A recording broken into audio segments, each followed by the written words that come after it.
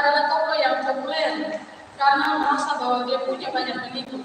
Karena sebelum Yesus datang, dia lebih dulu dikenal oleh banyak orang, tetapi tidak membuat dirinya menjadi orang yang angkuh, kemudian lupa diri bahwa siapa dirinya yang sebenarnya. Jadi meskipun keluar banyak terbuka baginya untuk dia bisa mengejar popularitas, namun dia tidak memilih untuk menjadi orang yang sombong, tetapi dia memilih untuk tetap rendah hati.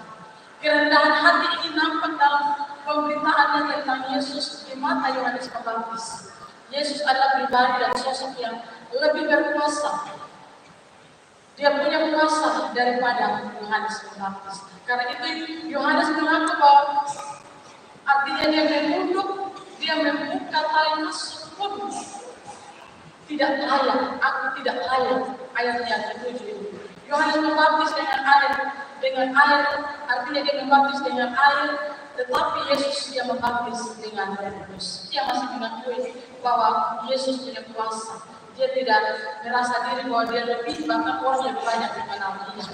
Bapak Mama jangan kasih Tuhan, Yesus harus makin besar dan dia makin kecil. Yohanes tidak tertarik menjadi pusat perhatian. Dia tidak tertarik untuk menjadi pujian, artinya mencari pujian dari banyak orang. Dia justru tertarik untuk mempersiapkan jalan bagi Tuhan. Ia tidak membiarkan ambisi pribadinya menghalangi dirinya untuk melakukan pekerjaan sebagai pendahulu bagi Mesias dengan baik.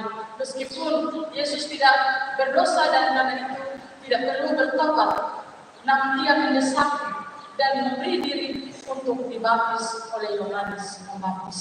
Bapak Mama jangan kasih Tuhan, orang yang rendah hati, artinya mereka mampu mengenal dirinya siapa.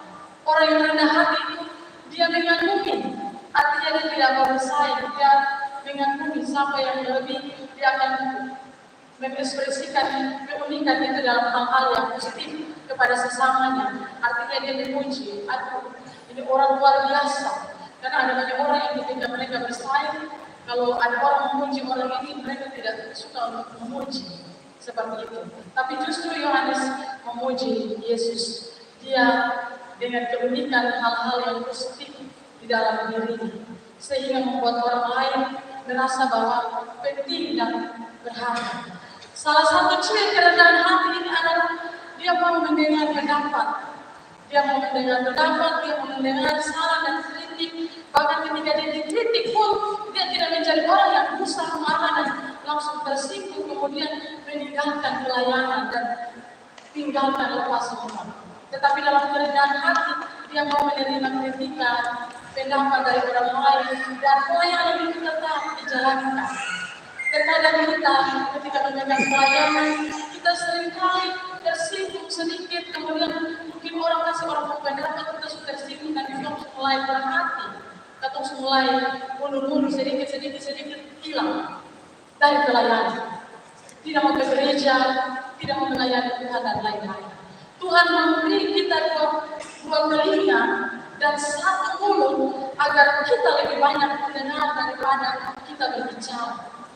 Kadang hanya dengan mendengar, dengan baik kita dapat artinya menguatkan orang yang sedang mengalami kesedihan. Dengan memang kata-kata saja bilang semangat ya, kuat ya, itu saja orang sudah merasa bahwa dong bisa dikuatkan oleh orang lain. Nah, pelayanan membutuhkan itu.